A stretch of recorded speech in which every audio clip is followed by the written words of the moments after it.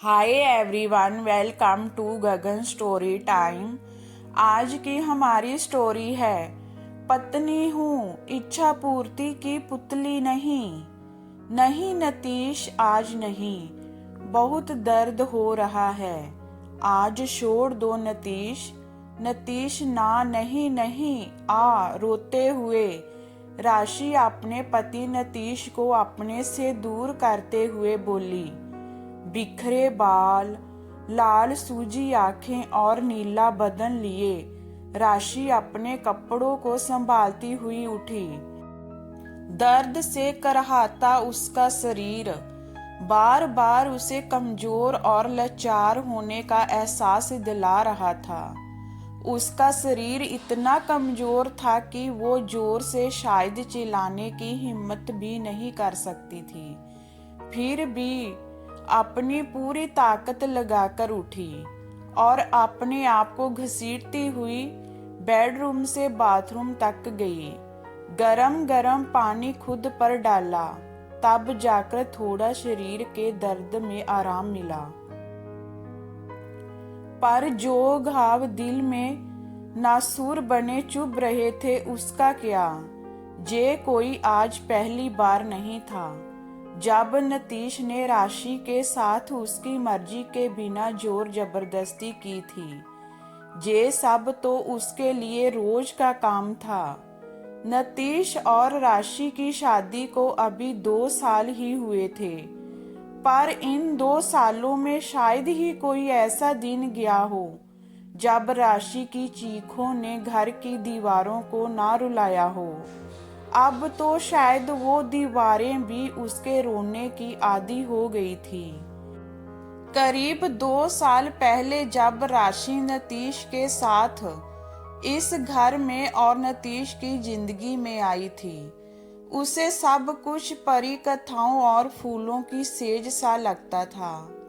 कितने सपने लेकर वो आई थी। नतीश को ज्यादा जानती तो नहीं थी, बस देखा ही था। उसी मोहित चेहरे पर वो पहली बार में मर मिटी थी और ना जाने कितने ही सपने बुन डाले थे।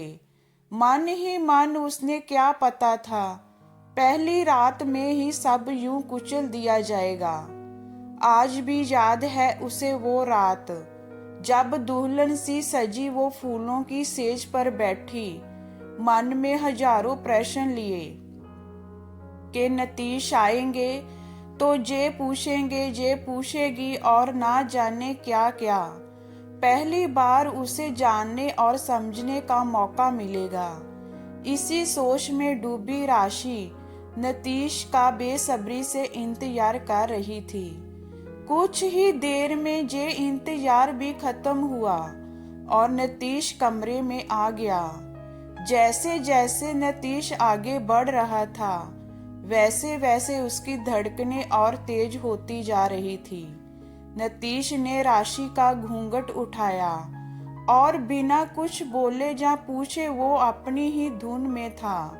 उस समय राशि को एहसास हुआ वो नतीश के लिए किसी सामान से कम नहीं थी, जो सिर्फ उसकी इच्छाओं और काम वासनाओं को पूरा करने के लिए थी।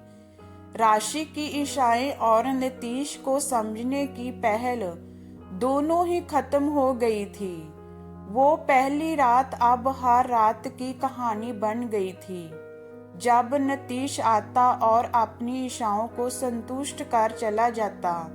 राशि अपने आप को बहुत ठगा सा महसूस करती, पर उस घर में कोई था भी नहीं जिससे वो अपना दुख बांटती।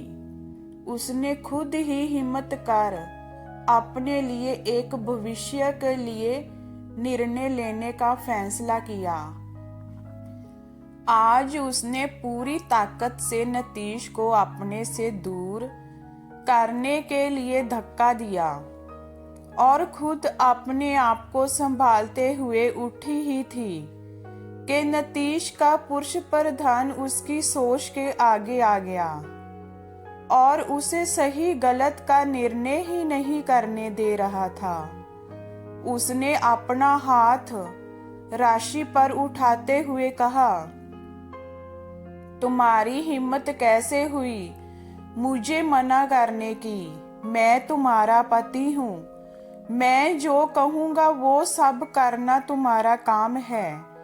इतना कहकर नतीश फिर राशि के पास आया, पर इस बार राशि ने तेज आवाज में कहा, अब बस नतीश, अब और नहीं।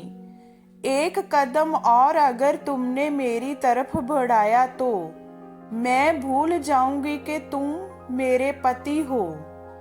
तुमने मुझे अपनी पत्नी समझा ही कब है? तुम्हारे लिए तो मैं सिर्फ तुम्हारी इच्छा पूर्ति के लिए ही हूँ। पर अब ऐसा नहीं होगा। अब मैं तुम्हारे साथ नहीं रहूंगी। मैं आज ही जहां से जा रही हूँ। इतना कहकर राशि वहां से चली गई। तो दोस्तों, राशि जैसी ना जाने और कितनी ही लड़कियां होगी जो शादी के नाम पर शारीरिक उत्पीड़न का शिकार आए दिन होती होगी। शारीरिक संबंध अगर पति पत्नी की मर्जी और आपसी खुशी से हो तो ही अच्छा है। बिना मर्जी के शारीरिक संबंध बनाना उत्पीड़न करने के बराबर ही है। तो ये हमारी स्टोरी आपको कैसी लगी हमें कमेंट में बताइए।